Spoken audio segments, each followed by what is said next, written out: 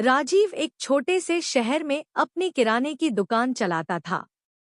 उसकी जिंदगी साधारण थी, लेकिन संतोष और मेहनत से भरी हुई थी। पत्नी रेखा, 12 साल का बेटा आयुष और बुजुर्ग माँ, यही उसका छोटा सा संसार था। सुबह से शाम तक दुकान पर मेहनत और रात को परिवार के साथ हंसी खुशी के पल, यही उसकी जिंदगी का रंग था। राजीव को इंटरनेट और स्मार्टफोन का ज्यादा ज्ञान नहीं था। दुकान के लिए व्हाट्सएप पर ऑर्डर लेना, ग्राहकों से ऑनलाइन पेमेंट लेना और कभी-कभार बैंक ऐप से पैसे ट्रांसफर करना, इतना ही उसका डिजिटल संसार था। वह हमेशा कहता, मुझे ये सब नहीं आता, बस काम चल जाता है। लेकिन उसकी यह सादगी ही एक दिन उसकी सबसे बड़ी कमजोरी बन गई। एक रात दुकान बंद करके राजीव थकाहारा घर लौटा। खाना खाते खाते उसने फोन उठाया तो एक अनजान नंबर से मैसेज दिखा। बधाई हो, आपने 25 लाख रुपए का इनाम जीता है। अपना इनाम पाने के लिए नीचे दिए लिंक पर क्लिक करें और केवाईसी पूरा करें। राजीव चौंक गया। 25 लाख? मैंने तो कोई लॉटरी टिकट लिया ही नहीं। उसने मैसेज को दोबारा पढ़ा।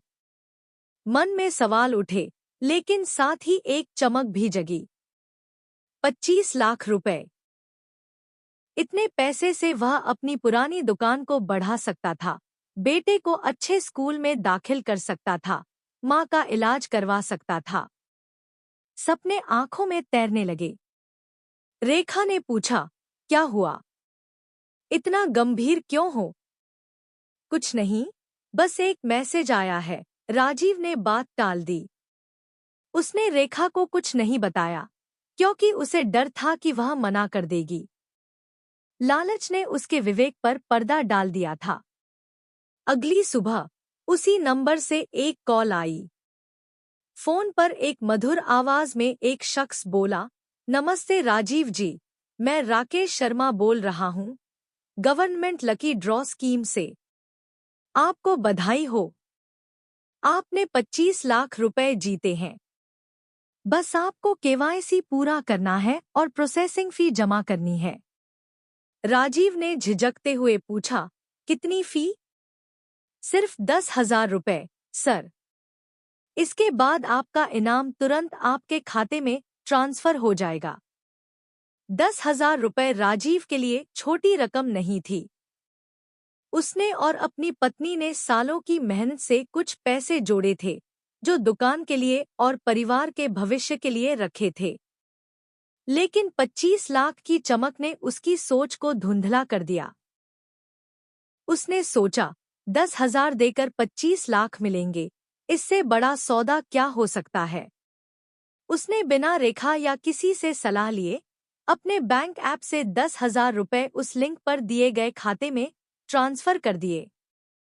पैसे भेजने के बाद उसे एक अजीब सी बेचैनी हुई, लेकिन उसने खुद को समझाया, थोड़ा इंतजार करो, इनाम तो आएगा ही।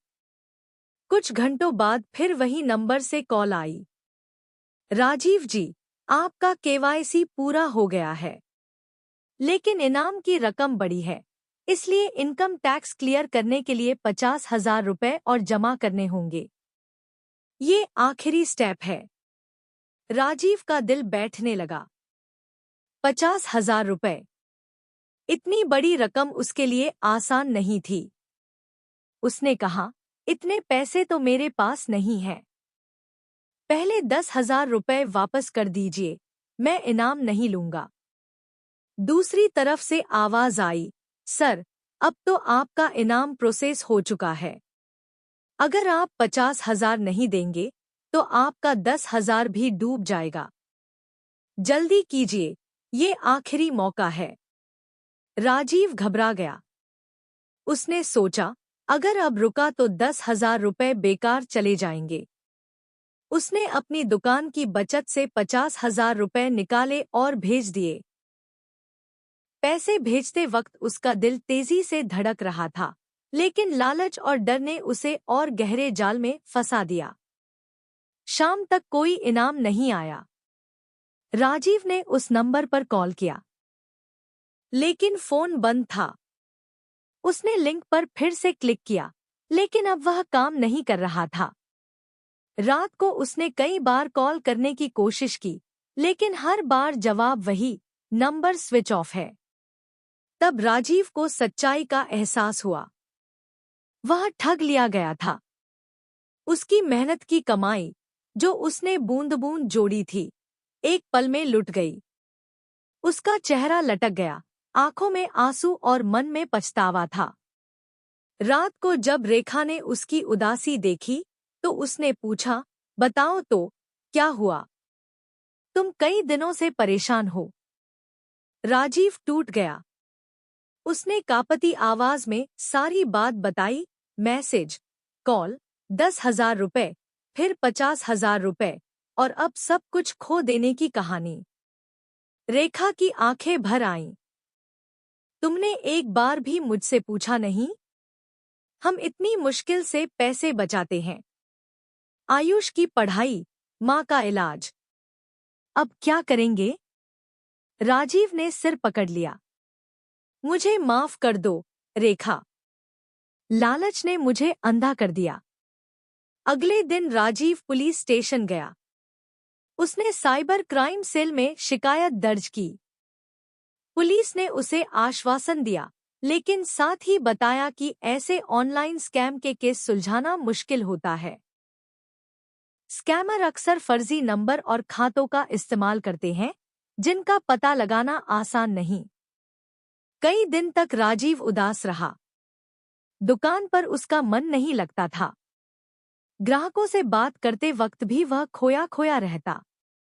एक दिन उसका बेटा आयुष स्कूल से लौटा और बोला, पापा, हमारे स्कूल में साइबर सेफ्टी पर लेक्चर हुआ था।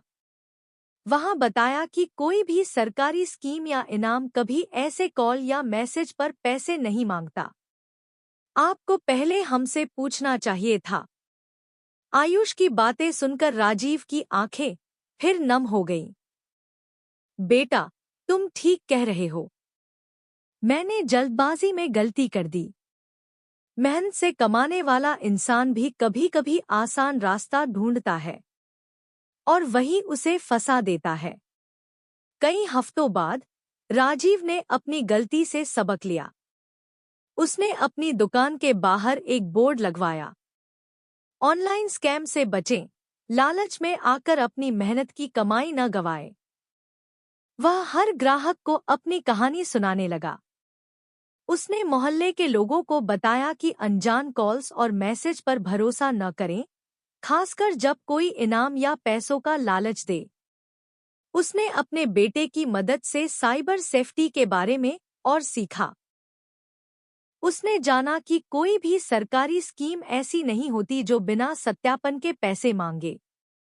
उसने अपने फोन में अनजान लिंक पर क्लिक न करने और ओटीपी शेयर न करने की आदत डाल ली। धीरे धीरे राजीव की कहानी पूरे मोहल्ले में फैल गई। लोग उसकी सादगी और उसकी गलती से सीखने की हिम्मत की तारीफ करने लगे। उसने अपनी गलती को एक सबक में बदल दिया और कई लोगों को ऑनलाइन ठगी से बचाया।